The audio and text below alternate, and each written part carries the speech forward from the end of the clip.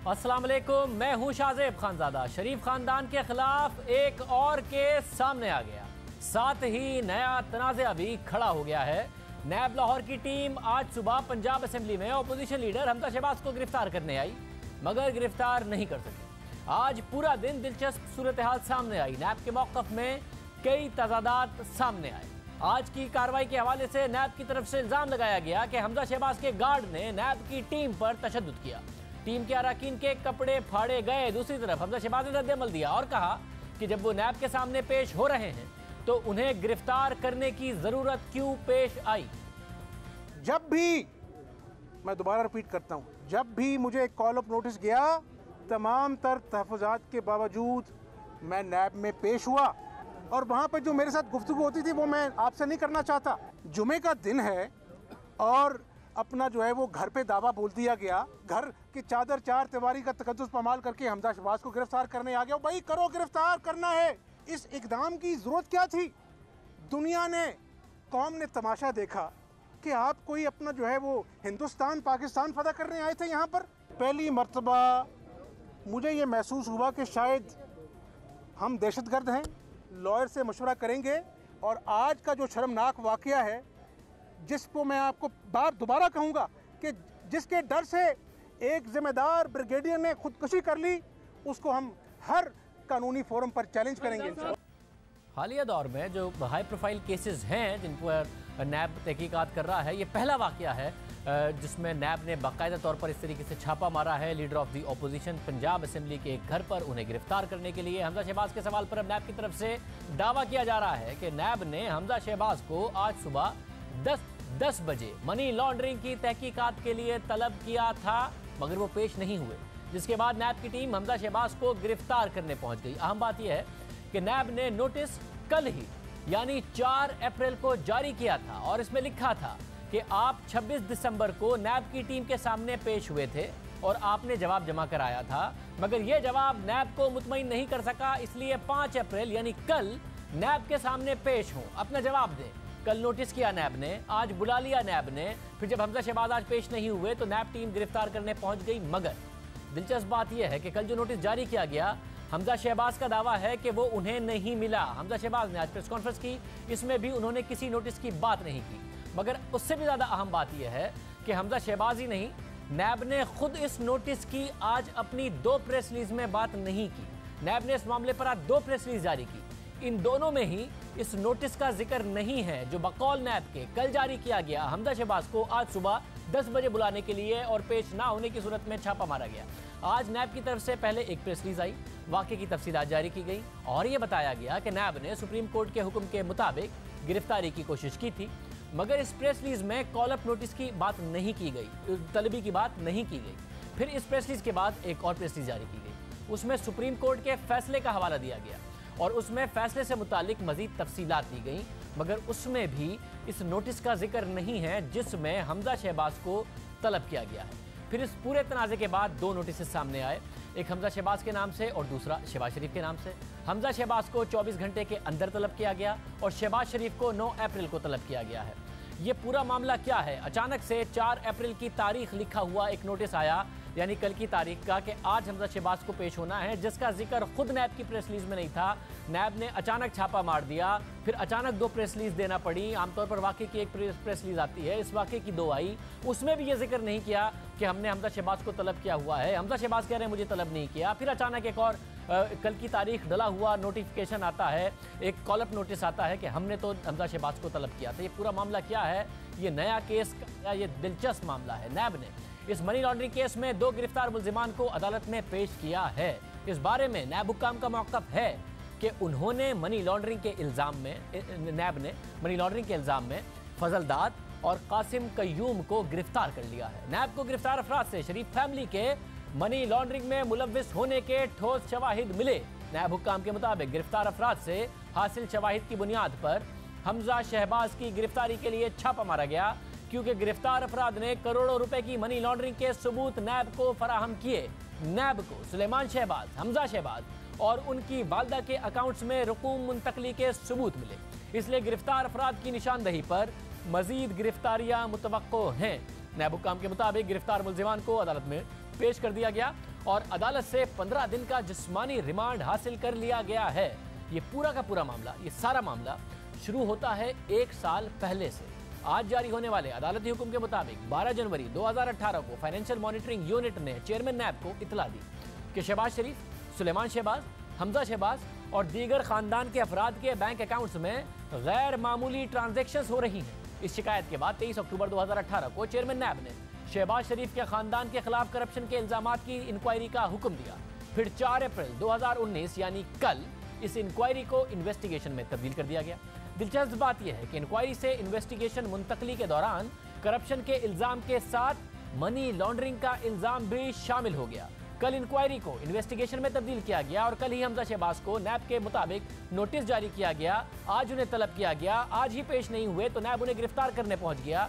इसी तरह दिलचस्प बात यह है कि इन्वेस्टिगेशन में तब्दीली से एक दिन पहले ही यानी 3 अप्रैल को नैब ने 2 मुल्जिमान कासिम कयूम और फजल दाद के वारंट जारी किए और फिर उन्हें कल गिरफ्तार किया गया। आज एहतसाब अदालत में पेश किया गया, जहां अदालत ने उनके 15 दिन पर रिमांड को नैब के हवाले कर दिया। मगर मनी लॉन्ड्रिंग का इल्ज़ाम अचानक कैसे सामने आ गया और अगर मनी लॉन्ड्रिंग हुई भी है तो कितने की हुई है, इस हवाले से नैब ने कुछ नहीं बताया।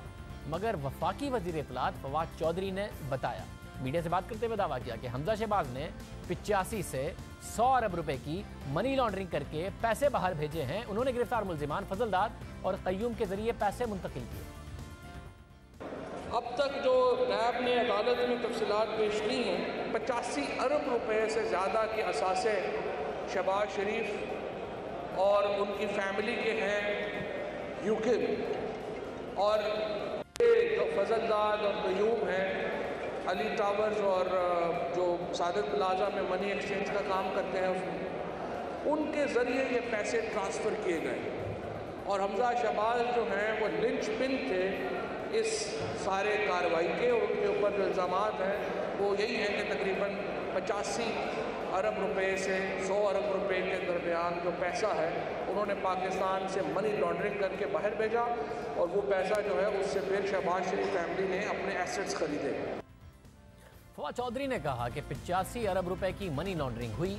अब ये फिगर कहाँ से आया, इस हवाले से जब हमने नैब तर्जुमान से पूछा कि ये क्या सही बात है तो उन्होंने कहा कि वो जो कुछ भी नैब कहेगा वो अदालत में कहेगा, मीडिया इस हवाले से कयास आराई ना करे। अब मीडिया क्या ना करे, 85 से 100 अरब रुपए का जो अमाउंट है वो मीडिया ने नहीं बताया, वो तो वजीर इत्तलात ने मीडिया के सामने बताया। अदालती हुक्म में ऐसी कोई बात नहीं, नैब ऐसी कोई बात कंफर्म नहीं कर रहा, तो फिर उन्हें किसने ये बात बताई वजीर इत्तलात को कि 85 अरब रुपए का अमाउंट है? क्या नैब ने खुद बताया है? को मीडिया को तो नहीं बता रहे, कहने अदालत को बताएंगे, मगर इन्फॉर्मेशन मिनिस्टर को बता दिया और इस बात की तरदीद भी नहीं कर रहे। 85 अरब रुपए की रकम कहाँ से आ गई, इस हवाले से बात करेंगे वजीर आजम के मुआविन खुसूसी बराए एहतसाब शहजाद अकबर साहब से, जो ये सारे मामला खुद देख रहे हैं, मनी लॉन्ड्रिंग के हवाले से, असासों की वापसी के हवाले से। शहजाद अकबर साहब बहुत शुक्रिया।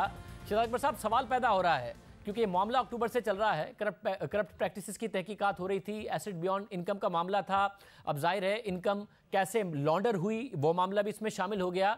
फवाद चौधरी साहब ने 85 अरब रुपए की बात की है, 85 से 100 अरब रुपए की अब ये बात हो रही है। ना अदालत के जजमेंट में लिखा है, ना नैब की प्रेस रिलीज में लिखा है। नैब से हमने रब्ता किया तो वो कह रहे हैं अदालत को बताएंगे, मीडिया क्या सराई ना करे। मीडिया क्या ना करे, आपके इंफॉर्मेशन मिनिस्टर कह रहे हैं ये 85 से 100 अरब रुपए की मनी लॉन्ड्रिंग का अमाउंट कहां से आया? अगर की है शहबाज शरीफ और खानदान ने तो बहुत बड़ा अमाउंट है, आपके इल्म में है? इस केस के अंदर दो पहलू हैं, एक एसेट बियॉन्ड नॉन सोर्स का है और दूसरा मनी लॉन्ड्रिंग का है।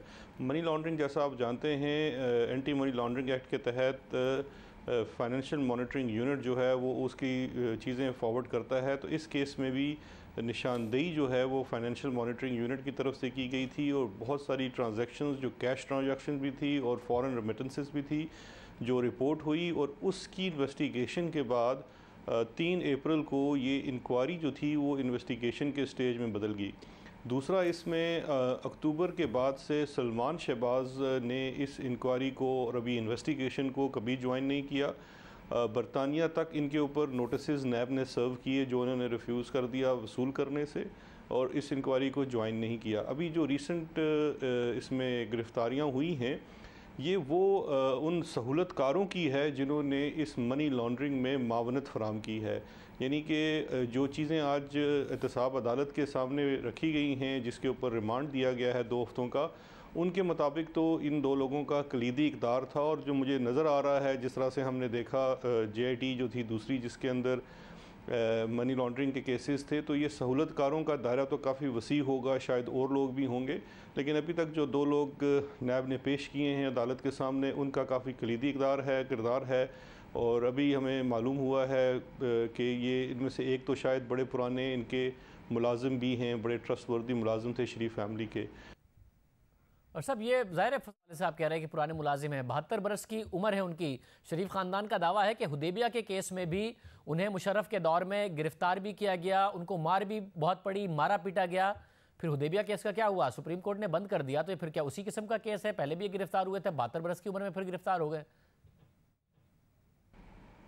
नहीं शाहजेब, हुदैबिया केस में क्या फैक्ट्स थे और उसका क्या नतीजा निकला वो भी सबके सामने है। लेकिन ये हमें नहीं भूलना चाहिए कि हुदैबिया केस के अंदर भी फिक्टिशियस और फेक ट्रांजैक्शंस थी। इस केस के अंदर भी यही इल्ज़ाम है। अब हमें देखना ये पड़ेगा कि ये जब केस सामने आता है तो उसके अंदर क्या एग्जैक्ट चीज़ है। इल्ज़ाम सेम है तो कहीं नतीजा भी तो सेम नहीं होगा। हुदैबिया सुप्रीम कोर्ट ने बंद कर दिया तो नतीजा भी तो वही नहीं होगा। और बहुत संगीन इल्ज़ाम है, 85 से 100 अरब रुपए का। जाहिर है बहुत बड़ा अमाउंट है, अगर इन्होंने किए तो सारा पैसा वापस भी आए, इन्हें पकड़ा भी जाए। मगर ये नंबर आया कहां से है एग्जैक्टली? नैब ने बताया है, आपने नैब को बताया है, क्या हुआ है? बिल्कुल, ये 85 अरब से ज़ायद के ही हैं। लेकिन ये जो मनी लॉन्ड्रिंग है इसमें कुछ अमाउंट वो है, और फिर जो मनी लॉन्ड्रिंग के एवज़ आप असासे बनाए जाते हैं। क्योंकि इस केस के अंदर जो इल्ज़ाम है वो ये है कि जो असासे बनाए गए उस लॉन्ड्र्ड मनी से बनाए गए, जिसकी वो सीड मनी थी। तो इसके बाद अगर ये साबित हो जाता है कि ये मनी लॉन्ड्रिंग थी, इलीगल पैसा था, इल गॉटन मनी थी, तो जो भी एसेट उसके नतीजे में बनाया गया वो भी तस्वर किया जाएगा कि वो प्रोसीड ऑफ क्राइम है, यानी कि किसी जुर्म के नतीजे में बनाई गई है। तो इसलिए अगर वो जिन जिन एसेट्स में गया, अभी देखना ये पड़ेगा कि किन किन एसेट्स में वो है। तो अगर आप उसमें शरीफ या शहबाज शरीफ फैमिली के एसेट्स देखें तो उनकी तो कीमत 85 अरब से काफ़ी ज़्यादा है। और अगर ये साबित हो जाता है कि वो तमाम एसेट्स इन पैसों से बनाए गए हैं तो वो भी फिर इसमें तस्वर होंगे। मगर सुना होगा ना, क्योंकि खान साहब इलेक्शन से पहले 300 अरब रुपए नवाज शरीफ के बताते थे, 30,000 करोड़ रुपए की बताते थे, वो उनका भी अब नहीं बताया जा रहा। अब आप नया अमाउंट 85 अरब रुपए के कह रहे हैं कि इनके असासे हैं। अगर हैं तो बहुत बड़ा अमाउंट है, पकड़े जाना चाहिए। आप कंफर्म कर रहे हैं कि मनी लॉन्डर 85 अरब रुपए का हुआ है और FMU इस हवाले से कंफर्म कर रहा है? नहीं शाहजेब साहब, देखिए दो चीज़ें, मैं एक क्लैरिफिकेशन कर दूं। मैंने FMU की कोई चीज़ नहीं देखी है, क्योंकि FMU जो होता है वो उसी इदारे को चीज़ें बेचता है जिससे उसकी मुतल्लका होती हैं।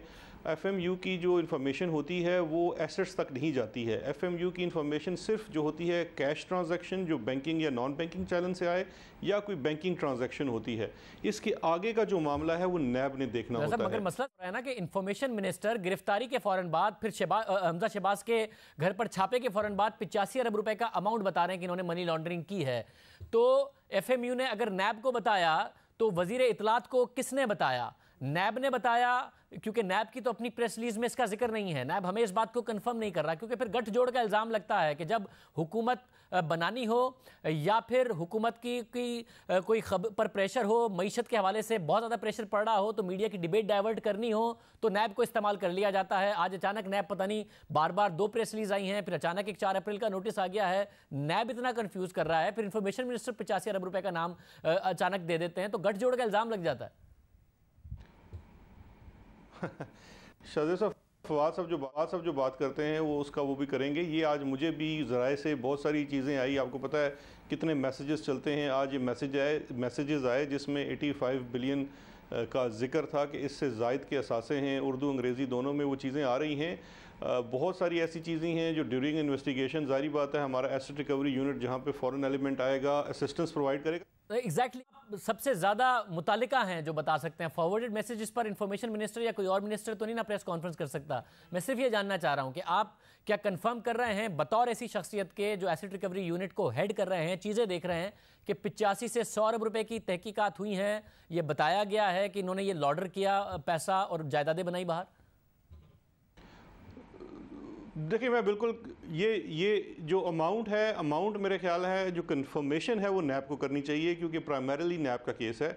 मैं कोई अमाउंट कंफर्म नहीं कर रहा, मैं सिर्फ प्रैक्टिस कंफर्म कर रहा हूँ कि जो ये प्रैक्टिस यहाँ नज़र आ रही है ये एग्जैक्टली जो ओमनी वाला केस स्कैंडल है, ये मुझे ओमनी पार्ट 2 लग रहा है, क्योंकि इसके अंदर जो ट्रांजैक्शन की जो तरतीब बताई जा रही है और जिस तरह से बताई रही है ये वो चीज़ है। और अगर ये बिल्कुल वही चीज़ है तो ये बड़ा सीरियस मैटर है। और यहाँ पर सवाल पैदा होता है हमज़ा साहब का जो आज रवैया था वो मैं समझता हूँ वो आने वाले दिनों में मुश्किलात पैदा करेगा, क्योंकि ये ऐसा नज़र आएगा जैसे वो इवेड कर रहे हैं इस इन्वेस्टिगेशन के प्रोसेस। शुक्रिया। मिर्ज़ा शहजाद अकबर हमारे साथ मौजूद थे। वो कह रहे हैं जो हमज़ा शहबाज का रवैया था, गिरफ्तार करने गया नैब, गिरफ्तार नहीं हुए, वो रेजिस्टेंस आई, नैब का दावा यह है, और कपड़े फाड़ दिए गए जो कि नैब का साथ एक ड्राइवर था उसके। इस हवाले से नैब ये कह रहा है कि रेजिस्टेंस आई इसलिए हम नहीं गिरफ्तार कर सके, उस रवैये पर तनकीद कर रहे हैं मिर्ज़ा शहजाद अकबर। मगर शरीफ खानदान ने नैब के खिलाफ कानूनी कार्रवाई करने का फैसला कर लिया है। हमारे ज़राए मुताबिक अब बता रहे हैं कि शरीफ खानदान नैब के खिलाफ कानूनी कार्रवाई करने जा रहा है। शरीफ खानदान के मुताबिक नैब ने हाई कोर्ट के फैसले की खिलाफ वर्जी की। हाई कोर्ट ने वाज़े तौर पर नैब को हमज़ा शहबाज को गिरफ्तार करने की सूरत में 10 दिन पहले आगाह करने के अहकाम जारी किए थे, मगर नैब ने हमज़ा शहबाज को बगैर कोई नोटिस भेजे उनके घर पर छापा मारा और नैब के खिलाफ 4 दीवारी की पामाली पर कानूनी कार्रवाई करेंगे। अब शरीफ खानदान ये कह रहा है, नैब कह रहा है कि सुप्रीम कोर्ट का फैसला मौजूद था, उसकी पासदारी करते हुए हमने जो किया कानून के मुताबिक किया। हमज़ा शहबाज कह रहे हैं कि लाहौर हाई कोर्ट का फैसला मौजूद है कि नैब मुझे गिरफ्तार नहीं कर सकता, अगर करना जरूरी हो तो 10 दिन का नोटिस देना पड़ेगा, इसलिए नैब ने खिलाफ वर्जी की। कौन कानूनी तौर पर दुरुस्त कह रहा है, तफसील से मामला आपके सामने रखेंगे एक के बाद।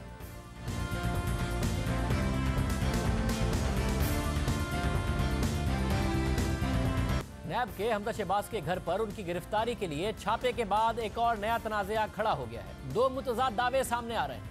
नैब कुछ कह रहा है, शरीफ खानदान का मौक़िफ़ कुछ और है। नैब ने अपनी प्रेस रिलीज़ में दावा किया कि उन्होंने सुप्रीम कोर्ट के हुक्म के मुताबिक गिरफ्तारी की कोशिश की, मगर मीडिया से बात करते हुए हमज़ा शहबाज ने कहा कि लाहौर हाई कोर्ट ने नैब को उन्हें गिरफ्तार करने से 10 दिन पहले आगाह करने का कहा हुआ है। नैब ने अदालती फैसले की खिलाफ वर्जी की। उन्होंने वाज़ेह किया कि नैब ने इस फैसले को सुप्रीम कोर्ट में चैलेंज किया हुआ है, मगर नैब अदालत ने अभी इस हवाले से कोई फैसला नैब के हक में या खिलाफ नहीं किया। कोर्ट ऑर्डर है मेरे पास, 10 दिन पहले गिरफ्तारी से बताएंगे और फिर मौका फराहम करेंगे कि उसके खिलाफ क्या आपके पास बात है ताकि हम बेल अप्लाई कर सकें। आज इस हाई कोर्ट के कोर्ट ऑर्डर की इन्होंने धज्जियां उड़ाई हैं, को मुझे बता देते कि यार हम आपको कॉल अप नोटिस देते रहे हैं, आपको हम गिरफ्तार करना चाहते हैं, मुझे मेरे फलक को खबर नहीं है। सुप्रीम कोर्ट एक आला अदालत है, उसका बड़ा एहतराम है, लेकिन जो मेरा जो स्पेसिफिक ऑर्डर है उसमें नैब सुप्रीम कोर्ट गई हुई है, लेकिन उसमें कोई ऐसा फैसला नहीं हुआ कि उसको कलअदम करार दे दिया गया हो मेरे ऑर्डर को। गुजारिश ये है, और ये इन फील्ड है ऑर्डर, इफेक्टिव है हाई कोर्ट का ऑर्डर, और आपका जो जवाब है, और सुप्रीम कोर्ट ने इसको सेटिसाइड नहीं किया मेरे ऑर्डर को। हमज़ा शहबाज समझते हैं कि नैब ने लाहौर हाई कोर्ट के फैसले की खिलाफ वर्जी की। नैब का कहना है कि उन्होंने सुप्रीम कोर्ट के फैसले के मुताबिक कार्रवाई की। अब दिलचस्प सूरत हाल है, क्योंकि अगर नैब कानूनी तौर पर दुरुस्त है तो हमज़ा शहबाज ने गिरफ्तारी ना देकर कानून की खिलाफ वर्जी की, और अगर नैब गलत है तो फिर उन्होंने 4 दीवारी की खिलाफ वर्जी की बगैर किसी नोटिस के, या फिर लाहौर हाई कोर्ट के फैसले के खिलाफ हमज़ा शहबाज के घर पर कार्रवाई करके। इसका जायज़ा लेते हैं, लाहौर हाई कोर्ट ने 20 नवंबर 2018 को हमज़ा शहबाज की क़ब्ल गिरफ्तारी ज़मानत की दरख्वास्त मुस्तरद कर दी थी और नैब हुक्काम को हिदायत की थी कि अगर हमज़ा शहबाज को गिरफ्तार करना ज़रूरी हो तो वो पहले हमज़ा शहबाज को बता दे, ताकि उनके पास कम से कम 10 दिनों का वक्त हो कि वो मुतल्लिका अदालत से रुजू कर सकें। अदालत ने नैब को वाज़ेह हिदायत दी कि वो हमज़ा शहबाज को गिरफ्तारी से कम 10 दिन पहले बताएगी, ताकि हमज़ा शहबाज मुतल्लिका अदालत से रुजू कर सकें। मगर 19 मार्च 2019 को सुप्रीम कोर्ट ने नैब की गिरफ्तारी के हवाले से एक फैसला जारी किया। सुप्रीम कोर्ट के फैसले के मुताबिक नैब किसी भी मुल्जिम को पेशगी इतला दिए बगैर ही गिरफ्तार कर सकता है, क्योंकि नैब का कानून उसे इस बात की इजाज़त देता है। अदालती हुक्म के मुताबिक अगर नैब के पास ठोस शवाहिद हो तो उसे गिरफ्तारी का मुकम्मल इख्तियार है। साथ ही ये भी लिखा अदालत ने कि अदालत को उम्मीद है कि नैब अपने इन इख्तियारात का नाजायज़ इस्तेमाल नहीं करेगा। अब ये एक दिलचस्प सूरत हाल है। लाहौर हाई कोर्ट ने खुसूसी तौर पर शहबाज शरीफ के केस में, हमज़ा शहबाज के केस में गिरफ्तारी से पहले आगाह करने का कहा है, और सुप्रीम कोर्ट ने उमूमी तौर पर किसी भी मुल्जिम को गिरफ्तार करने से पहले आगाह ना करने का पाबंद नहीं किया। केस दोनों अलग हैं। हमजा शहबाज की खुसूसी दरख्वास्त थी, जबकि एक जनरल फैसला एक और केस में अदालत की तरफ से नैब की गिरफ्तारी के अख्तियार के हवाले से दिया गया है। तो किसका फैसला काबिल अमल होगा, इस हवाले से कानूनी राय मालूम करेंगे। साथ ही ये सवाल भी उठ रहा है कि हमजा शहबाज ने जब अदालत से रुजू किया तो उनके खिलाफ रमजान शुगर मीर और आबादी से ज़ायद असासों का केस था, तो क्या नैब किसी और केस में उन्हें गिरफ्तार कर सकता है या नहीं, ये भी सवाल बहुत ज़्यादा अहम है। माहिर कानून रशीद रिजवी साहब हमारे साथ मौजूद हैं। रिजवी साहब बहुत शुक्रिया। रिजवी साहब, एक स्पेसिफिक ऑर्डर है जो कि हमजा शहबाज से मुतालिक है, लाहौर हाई कोर्ट का। एक सुप्रीम कोर्ट का ऑर्डर है जो कि नैब के जनरली इख्तियारात हैं उसके हवाले से है कि उन्हें किसी को बताने की ज़रूरत नहीं है, वो जब चाहें गिरफ्तार कर सकते हैं, मगर अपना जिम्मेदारी से इख्तियारात को इस्तेमाल करें। किसका हुक्म इस वक्त लागू होगा हमजा शहबाज के केस में, कौन दुरुस्त है कौन गलत? देखें, जो स्पेसिफिक पर्सनल के उस पर है वो अप्लाई करेगा। जो हमजा शहबाज के केस का अपना ऑर्डर है, अगर वो इसी रेफरेंस में गए थे, इसी कॉल अप नोटिस के इसी इन्वेस्टिगेशन में अगर गए थे शुरू में, और बेल इनकी मुस्तरद हो गई थी और ये डायरेक्शन दी गई थी नैब को कि 10 दिन पहले इतला करें, तो वो लॉ अप्लाई करेगा। दूसरे के ऑर्डर में पास किए वो नहीं अप्लाई करेगा। लेकिन वो है सुप्रीम कोर्ट का ऑर्डर, ये है हाई कोर्ट का ऑर्डर। और ऐसी मिसालें जो दोनों ऑर्डर मैंने देखे हैं बड़ी कम मिलती हैं कि इस किस्म के आउट ऑफ वे जाके। सिंध हाई कोर्ट में तो कभी मैंने नहीं देखा कि ये कहा गया हो कि 10 दिन पहले इतला दी गई हो। लेकिन अगर ये उसी की चेन में ये ऑर्डर है तो मैं समझता हूँ आज का नैब का एक्शन जो है वो बिल्कुल in violation of Lahore high court order है। नैब का एक्शन आप कह रहे हैं कि मतलब अब इसमें एक और भी टेक्निकल इशू है कि केस वाकई पुराना है जिसके हवाले से अदालत ने फैसला दिया हुआ है एसिड बियॉन्ड मींस का, मगर उसमें एक पहलू ऐड हो गया है। नैब कह रहा है कि 26 दिसंबर को हमजा शहबाज पेश हुए थे और हमें मुतमईन नहीं कर सके थे, तो वो 5 अप्रैल को दोबारा पेश हों, मगर इसमें एक फीचर ऐड हो गया है। केस पुराना ही है, इंक्वायरी से इन्वेस्टिगेशन की स्टेज पर गया है, एसिड बियॉन्ड मींस का है, मगर मनी लॉन्ड्रिंग का फैक्टर ऐड हो गया है। तो भी लाहौर हाई कोर्ट का हुक्मनामा ही लागू होगा कि वो हमजा शहबाज को नहीं गिरफ्तार कर सकते अगर केस वही है मगर कुछ पहलू ऐड हो गए हैं। बिल्कुल बिल्कुल, इसलिए कि इंक्वायरी वही है, स्टेटस वही है। ये फैसला करना कि अब ये ऑर्डर लागू होता या नहीं होता, ये हाई कोर्ट्स का काम है, मेरा आपका नैब का या अक्यूज का काम नहीं है। मतलब एक और भी पहलू आपने तो कहा कि नैब ने ही कानून की खिलाफ वर्जी की है, मगर वो एक और पहलू ये है कि वो कह रहे हैं मैं पेश हो रहा था तो मुझे इस अचानक मेरे घर पे छापा मार के गिरफ्तार करने की क्या ज़रूरत थी। नैब कह रहा है कि हमने आपको 4 अप्रैल को यानी कल भेजा है ख़त, और वो आज तलबी का है। ये ख़त भी आज अचानक नैब के सामने की तरफ से सामने आया, हालांकि उनकी अपनी प्रेस रिलीज में इसका जिक्र नहीं था। तो ऐसी सूरत में क्या मामला हो कि नैब कह रहा है कि हमने एक दिन पहले भेजा था, हमजा शहबाज कह रहे हैं कि जो भी आपने भेजा मुझे मिला नहीं, एक दिन पहले भेजे, ज़्यादा पहले भेजे, ये यहाँ पर कौन दुरुस्त है?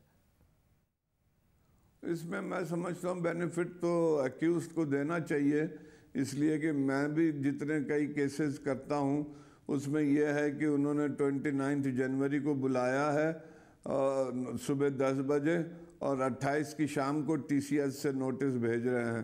तो ये लोग बड़ा करते हैं हरास करने के लिए। फिर कोर्टों में अगर वो एप्लीकेंट इंटरम बेल पर है उसको परेशान करने के लिए।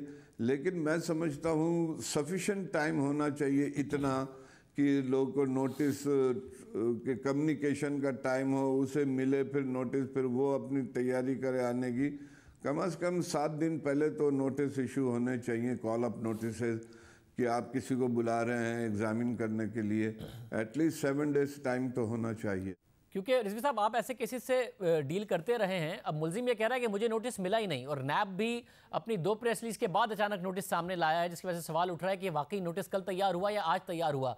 तो अगर कल नैब ने भेजा है तो सबूत तो होता होगा डिलीवरी का, रिसीव करने का, नैब को वो सामने लाना चाहिए, वो सामने ला सकता है आपके ख्याल में?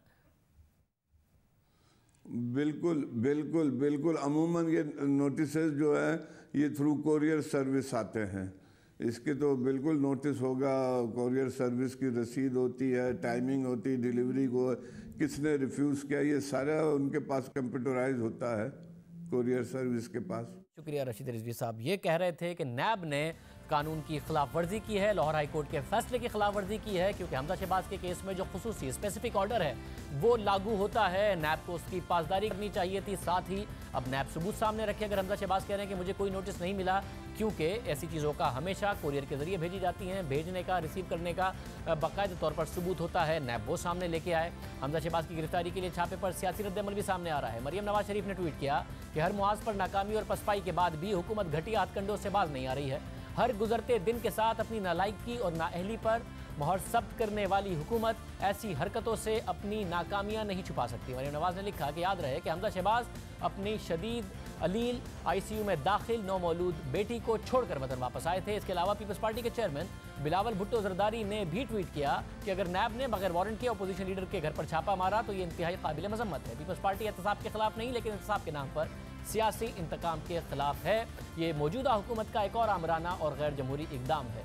अब ये मुसलसल नैब पर तनकीद हो रही है कि वो हुकूमत के एक एजेंडे के तौर पर इस्तेमाल हो रही है। जब हुकूमत पर तनकीद होती है तो उस तनकीद को डाइवर्ट करने के लिए नैब इस किस्म की कोई कार्रवाई कर देती है। अब नैब को साबित करना है कि उन्होंने हमजा शहबाज को नोटिस कल ही भेजा था और वो उसका सबूत भी सामने रखें। साथ ही नैब को साबित करना है कि उन्होंने जो क्या कानूनी तौर पर दुरुस्त किया। क्योंकि रशीद रिजवी साहब कह रहे हैं कि लाहौर हाई कोर्ट का हुक्म इस वक्त लागू होता है, नैब ने खिलाफ वर्जी कर दी है। शरीफ खानदान कह रहा है कि वो नैब के खिलाफ अदालत जाएगा क्योंकि उन्होंने इसकी खिलाफ वर्जी की है लाहौर हाई कोर्ट के फैसले की। तो हम एक ब्रेक शामिल करते हैं। जाली अकाउंट्स केस में भी घेरा तेजी से तंग हो रहा है। 2 गिरफ्तारियों की इतला हम आपको दे चुके हैं। एक और गिरफ्तारी हो गई है, मरकजी मुल्जिम है, बहुत अहम है, जो मरकजी दूसरे मुल्जिमान हैं उनके लिए मुसीबत पैदा कर सकता है। क्या मामला आपके सामने रखेंगे इसके बाद?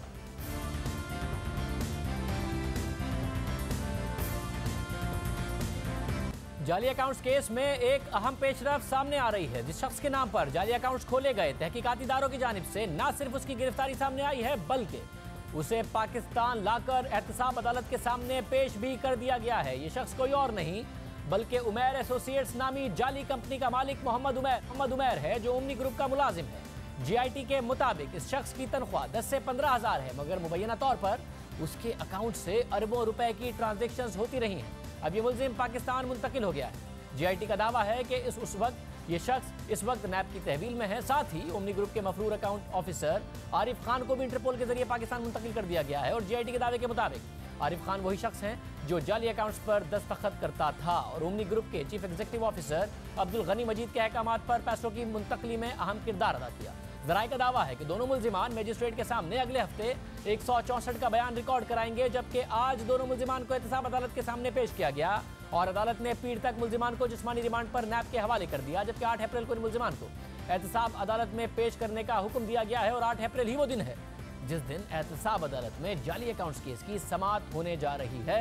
और इस हवाले से आसिफ जरदारी को भी तलबी का नोटिस जारी हो चुका है। दूसरी तरफ जाली अकाउंट्स केस के एक और मरकजी किरदार और मुबैना तौर पर आसिफ जरदारी के फ्रंटमैन यूनुस कोडवावी को भी तहकीकाती इदारे पाकिस्तान लाने की कोशिश कर रहे हैं। इन 2 मुल्जिमान की गिरफ्तारी और पाकिस्तान मुंतकली जाली अकाउंट्स केस में हर लिहाज से एक अहम पेशरफ समझी जा रही है और इनका बयान ट्रायल में एक अहम मोड़ दे सकता है। जाहिद किशकोरी से बात करेंगे। जाहिद, बहुत शुक्रिया। जाहिद, एक और गिरफ्तारी, किस हद तक इस वक्त तहकीकाती एजेंसियां इस हवाले से इसको अहम करार दे रही हैं? जी शाहज़ेब, बिल्कुल मोहम्मद उमैर और आरिफ खान पाकिस्तान में आज आ चुके हैं। ये गिरफ़्तारी बहुत ही अहम है कि बिलखसूस मोहम्मद उमैर की, क्योंकि मोहम्मद उमैर का रोल इस पूरे फेक अकाउंट्स में बहुत अहम है। उसके नाम पर 7 जाली अकाउंट्स खोले गए थे। इन 7 जाली अकाउंट्स में तकरीबन 20 अरब रुपए की ट्रांजैक्शंस हुई हैं। इसके नाम पे एक कंपनी भी बनाई गई थी उमैर एसोसिएट्स के नाम से। इस कंपनी ने A1 इंटरनेशनल, ये दोनों कंपनियां जो कि मजीद फैमिली की ओमनी ग्रुप की फ्रंट कंपनियां थी, इसके नाम पर चलाई जाती रही हैं। इन कंपनियों ने ना बाकायदा तौर पर ट्रांजैक्शंस की हैं फेक अकाउंट्स में, बल्कि मोहम्मद उमैर के जो 7 अकाउंट से तकरीबन 10 अरब रुपए मुबैना तौर पर पाकिस्तान से दुबई शिफ्ट हुए हैं। और मोहम्मद उमैर एक 29 साल का नौजवान है जो कि कैम्प क्राउन इंटरनेशनल के साथ भी काम कर रहा था। इसके नाम पर कंपनी भी बनाई गई, 7 जाली अकाउंट्स खोले गए और आज ये पाकिस्तान पहुंच गए हैं। और इसके साथ आरिफ खान थे। आरिफ खान का किरदार भी बहुत अहम है। ओमनी ग्रुप की जो तमाम कंपनीज थी दुबई में, उनके वो फाइनेंशियल मैटर्स देख रहे थे और वो भी पाकिस्तान पहुंच गए हैं। तो इस तरह 3 ट्राई का, असलम मसूद का, आरिफ खान का और मोहम्मद उमैर का अब नैब की कस्टडी में ये तीनों लोग हैं। बहुत ही अहम है। असलम मसूद पहले ही रिकॉर्ड दे चुके हैं सारा 164 का स्टेटमेंट भी अपना रिकॉर्ड करवा चुके हैं। इन दोनों का अगले हफ्ते पॉसिबिलिटी है कि रिकॉर्ड हो जाएगा 164 का स्टेटमेंट। और साथ ही शाहजेब, इसके अलावा हमारे ज़राए का ये कहना है कि एक और ट्राई का है जिसका साबिक सदर आसिफ अली जरदारी के साथ मुबैना तौर पर बिजनेस पार्टनरशिप है। ये 3 लोग हैं। यूनिस कोदवावी एक कैनेडियन नेशनल है, बहुत अहम किरदार है। उसकी रिपेट्रिएशन के लिए हुकूमत पाकिस्तान ने कैनेडियन गवर्नमेंट को लिखा है कि उसको पाकिस्तान में उसके ख़िलाफ़ इन्वेस्टिगेशन हो रही है। इसके अलावा इकबाल मेमन का एक किरदार है और मुश्ताक महर का है। तो ये 2 अहम किरदार हैं। यूनिस कोदवावी का जो पार्टनरशिप है, जो JIT की रिपोर्ट में बताया गया है, इसके अलावा वॉल्यूम 25 जो कि कॉन्फिडेंशियल है, उसमें एक पूरा रिकॉर्ड बताया गया है जिसमें यूनिस कोदवाई का जो रोल है। 2 बड़ी अहम कंपनीज़ हैं। एक रूबिकॉन है जिसने हुकूमत सिंध से 1 अरब रुपए के कर्जे लिए थे, वहाँ से फिर फेक अकाउंट्स में ये सारा पैसा गया है। साथ ही उसकी एक और कंपनी है जिसका पार्क लेन के साथ पार्टनरशिप थी, बिजनेस पार्टनरशिप थी। और ये पार्थेनन कंपनी, उसका कंपनी का नाम है, जिसने 2 अरब 60 करोड़ रुपए के मुख्तलिफ कर्जे लिए थे। 2009 से 2013 का दौरानिया था। पार्क लेन कंपनी साबिक सदर आसिफ अली जरदारी की उसकी पार्टनरशिप है, वो उसके ओनर हैं। तो मुबैना तौर पर ये एक अहम किरदार है। लेकिन ज़राए का ये कहना है कि इसका पाकिस्तान लाना हुकाम के लिए मुश्किल तरीन अमल होगा, क्योंकि उसके पास कैनेडियन शहरियत है। बहुत शुक्रिया ज़ाहिद, इस हवाले से तफसीलात। ब्रेक शामिल करते हैं। एक और अहम खबर है, उसकी तफसीलात आपके सामने रखेंगे ब्रेक के बाद।